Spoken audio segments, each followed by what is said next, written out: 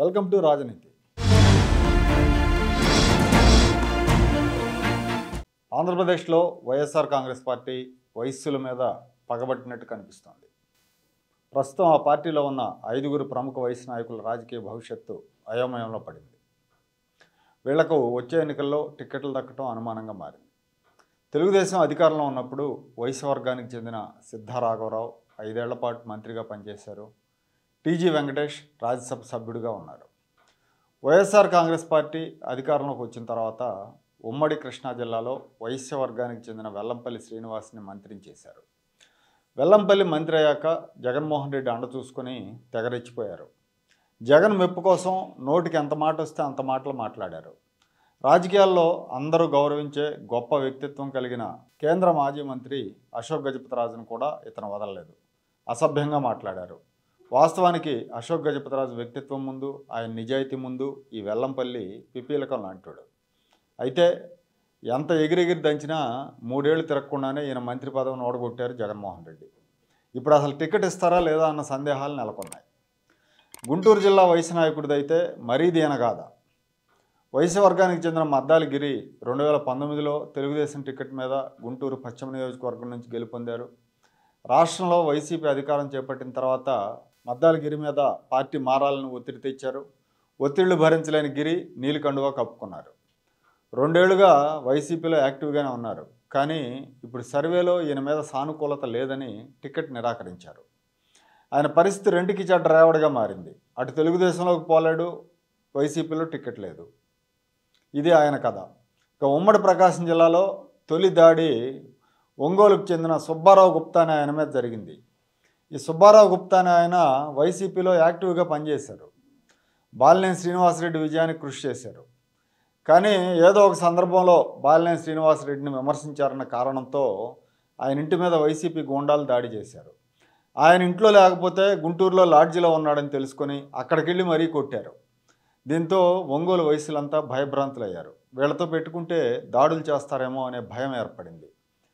తెలుగుదేశంలో 5 ఏళ్లు కీలకమైన శాఖలకు మంత్రిగా పనిచేసిన సిద్ధా రాఘవరావు కూడా వైసీపీ బెదిరింపులు ఎదుర్కొని పార్టీ మారారు. ఆయన గ్రానైట్ గన్ల మీద 100 కోట్ల జరిమానాలు విధించారు. ఈయనతో పాటు తెలుగుదేశం ఎమ్మెల్యే గొట్టిపాటి రవికుమార్ క్వారీల మీద కూడా జరిమానాలు విధించారు. ఆయన క్వారీలు మూసేశారు కూడా.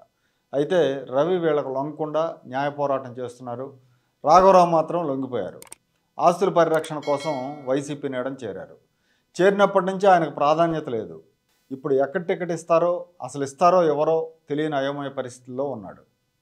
ఇదే జిల్లాలో గిద్దలూరు ఎమ్మెల్యే అన్నా రాంబాబుది కూడా వైశ్య సామాజిక వర్గం.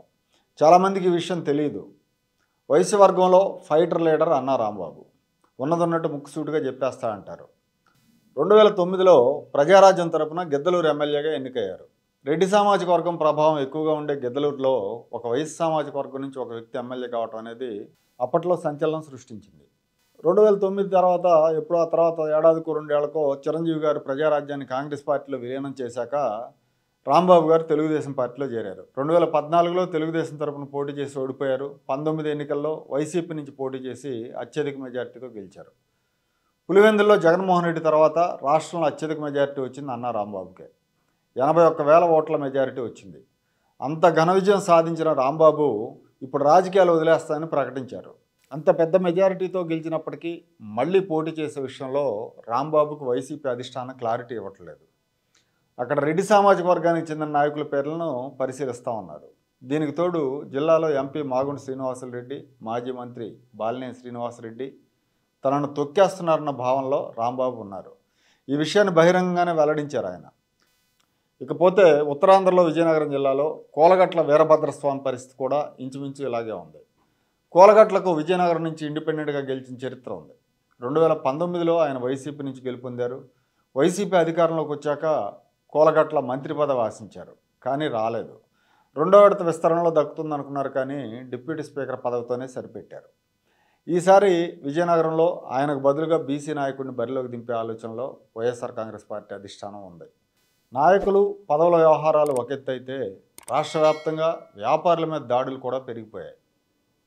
శాంతి భద్రతలు అదుపులో లేకపోవటం, వైసీపీ శ్రేణులు రవిడీజం వల్ల చిన్న బండ్ల మీద వ్యాపారం చేసే వాళ్ళ దగ్గర నుంచి పెద్ద పెద్ద వ్యాపారుల దాకా అందరూ ఇబ్బంది పడుతున్నారు.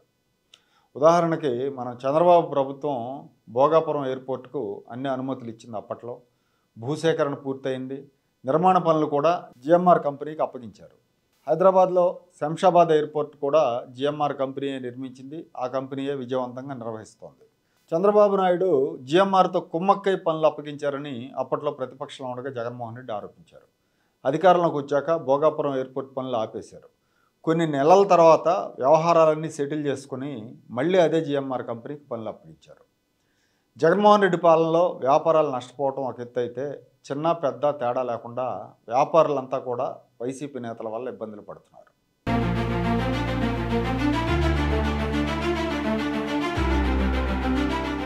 Like, share and subscribe to Rajaniti channel.